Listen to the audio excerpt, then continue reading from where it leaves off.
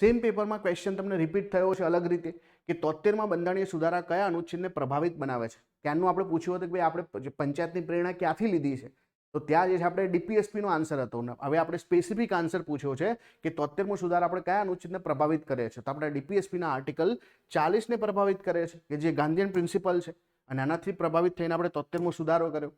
પછી જુઓ 1959માં પંચાયત રાજની શરૂઆત ક્યારે થઈ હતી, મતલબ કઈ જગ્યાથી થઈ હતી, તો એ જે છે જવાહરલાલ નહેરુનો સમય હતો કે જેમણે રાજસ્થાનથી જે છે પંચાયત રાજ સંસ્થાઓની શરૂઆત કરી હતી, અને રાજસ્થાનના નાગોર ખાતેથી. બરાબર, સ્પેસિફિક જગ્યા તમને ખબર હોય તો તમે લખી શકો છો. તો અહીંયા જે છે નાગોર, રાજસ્થાનના નાગોરથી અહીંયા શરૂઆત થઈ હતી. અને પછી કે પંચાયત રાજ વ્યવસ્થાનો હેતુ જે છે શું છે, ગ્રામીણ સમૃદ્ધિ છે, ગ્રામીણ વિકાસ છે, રાજકીય વિકાસ છે કે ઉપરના તમામ.